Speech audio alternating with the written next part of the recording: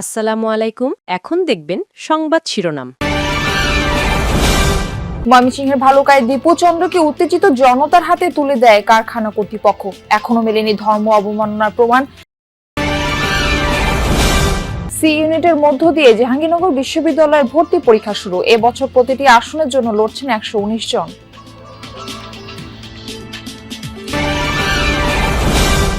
সুদানের সন্ত্রাসী হামলায় নিহত 6 বীর সেনার জানাজা হলো ঢাকা সেনানিবাসের। মরদেহ নিজ নিজ ঠিকানায় পৌঁছানোর পর রাষ্ট্রীয় মর্যাদায় দাফন।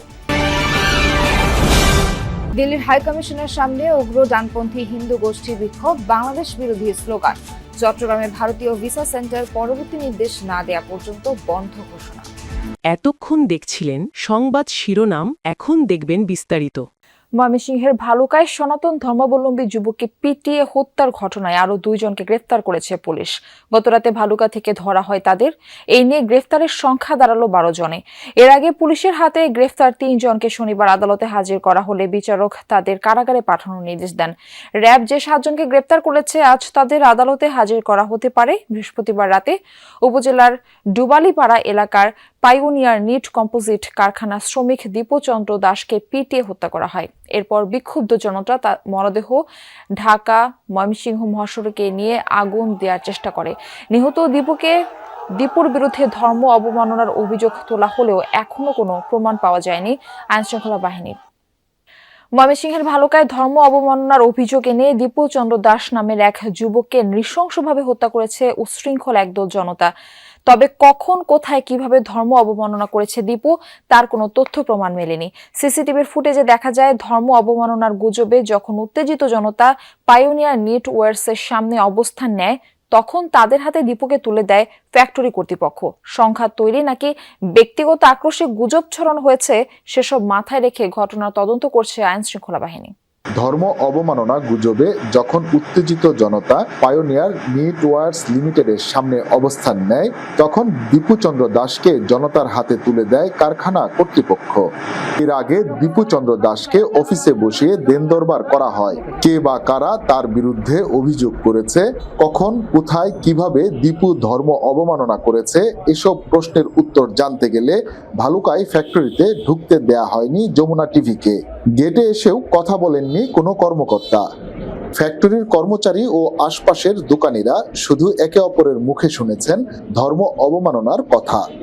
মানুষে বলছে যারা অনেক লোকেই মারছে, অনেক মানুষ। সি ইউনিটের মধ্য দিয়ে শুরু হয়েছে জাহাঙ্গীরনগর বিশ্ববিদ্যালয়ের 2025-26 শিক্ষাবর্ষের স্নাতক প্রথম বর্ষের ভর্তি পরীক্ষা। সকাল 9টা থেকে বিকেল 5টা 40 পর্যন্ত মোট 6 শিফটে অনুষ্ঠিত হবে পরীক্ষা। 29 ডিসেম্বর পর্যন্ত মূল পরীক্ষা আর ব্যবহারিক চলবে 1 জানুয়ারি পর্যন্ত। এবছর জাবিতে মোট 7টি ইউনিটে 1844 আসনের বিপরীতে 2,19,399টি আবেদন জমা পড়েছে। সেই হিসেবে এবার বিশ্ববিদ্যালয়টির ভর্তি পরীক্ষায় প্রতি আসনের বিপরীতে 119 জন লড়ছেন। পরীক্ষা কেন্দ্রে যে কোনো অপ্রীতিকর ঘটনা এড়াতে পুলিশের পাশাপাশি মোতায়েন রয়েছে বিভিন্ন আইন শৃঙ্খলা বাহিনী। ক্যাম্পাস জুড়ে জোরদার করা আছে তাদের নজরদারি। প্রথম পর্ব স্নাতক শ্রেণীতে ভর্তি পরীক্ষার কার্যক্রম আজ থেকে শুরু হয়েছে। সেই পরীক্ষায় প্রায় 2,20,000 পরীক্ষার্থী অংশগ্রহণ করছেন। পরীক্ষা কার্যক্রম সুন্দরভাবে সম্পন্ন করার জন্য আমরা বিশ্ববিদ্যালয়ের প্রশাসন, দেশের আইন শৃঙ্খলা বাহিনীর সহায়তায় এবং বিশ্ববিদ্যালয়ের যে ভলান্টিয়ার অর্গানাইজেশনগুলো আছে তাদের সহায়তায় কাজ করে যাচ্ছে। এদিকে প্রশ্নবিদ্ধ শান্তি রক্ষায় বাংলার বীর সেনাদের আত্মত্যাগ শ্রদ্ধা ভরে স্মরণ করবে বিশ্ব। সুদানের আবেইতে নিহত 6 শান্তিরক্ষীর জানাজায় অংশ নিয়ে জানিয়েছেন সফররত জাতিসংঘের প্রতিনিধি। সকালে ঢাকা সেনানিবাসে কেন্দ্রীয় মসজিদে হয় নিহতদের জানাজা। পরে রাষ্ট্রপতি, প্রধান উপদেষ্টা, 3 বাহিনীর প্রধান এবং জাতিসংঘের পক্ষ থেকে ফুলের শ্রদ্ধা জানানো হয়। রাষ্ট্রীয় মর্যাদায় তাদের নিজ নিজ ঠিকানায় হবে দাফন। লাল সবুজ জাতীয় পতাকা আর জাতিসংঘের নীল রঙের পতাকায় আবৃত বাংলার বীরদের কফিন। বিশ্ব শান্তি রক্ষায় তারা উৎসর্গ করেছেন জীবন। সুদানের আবেইতে সন্ত্রাসীদের বর্বরোচিত ড্রোন হামলায় নিহত সেই 6 শান্তিরক্ষীর মরদেহ শনিবার পৌঁছায় বাংলাদেশে। রোববার সকালে ঢাকা সেনানিবাসে শুরু হয় জানাজার আনুষ্ঠানিকতা। শুরুতেই শাহাদাত বরণকারী ব্যক্তিদের জীবন বৃত্তান্ত পড়ে শোনানো হয়। পরিবারের পক্ষ থেকেও করা হয় স্মৃতিচারণ। ছেলে কিংবা ভাইকে হারিয়ে অশ্রুসিক্ত হয়ে পড়েন অনেকে। যদি কারো মনে কোনো রকম কষ্ট দিয়ে থাকে, আপনার আল্লাহর মেহেরবানিতে তাকে ক্ষমা করে দেবেন, আর তাকে আল্লাহর কাছে সবাই মাফ করে দেবেন। আমার বাবা খুব একটা সৎ একটা বাবা ছিল, আমার দেশের লোক সগর স্যার আমার গ্রামের আমার বাবার কথা বললে আর শেষ করার মতন কোনো কায়দা আমার নুর ইসলাম মন্ডল বেঁচে থাকলে হয়তো আরো গর্ববোধ করতো যে তার ছেলে শহীদ হয়েছে। বাহিনীর প্রতি তার এত আনুগত্য ছিল, আপনাদের সাথে সে সময় কাটিয়েছে। আমার ভাতিজার জন্য সকালের কাছে দোয়া চাচ্ছি। পরিবারের প্রতি সমবেদনা জানান ঢাকায় আসা জাতিসংঘের প্রতিনিধি। জানান বিশ্ব শান্তি রক্ষায় বাংলাদেশি সেনাদের এমন আত্মত্যাগ শ্রদ্ধাভরে মনে রাখবে বিশ্ব। They were soldier of peace. তারা ছিলেন শান্তির সৈনিক, একই সাথে তারা ছিলেন পথ প্রদর্শক, বন্ধু, পিতা, ভাই এবং দিল্লির বাংলাদেশ হাইকমিশনের সামনে উগ্র ডানপন্থী হিন্দু গোষ্ঠীর 20 থেকে 25 জনের একটি দল বিক্ষোভ করে গতকাল রাতে, দেয় বাংলাদেশ বিরোধী স্লোগান। হাইকমিশনের এক সূত্র থেকে জানা গেছে, শনিবার রাত 9টার দিকে একদল উগ্র ডানপন্থী হিন্দু গোষ্ঠী দিল্লিতে বাংলাদেশ হাইকমিশনের সামনে উচ্চ স্বরে স্লোগান দিতে থাকে।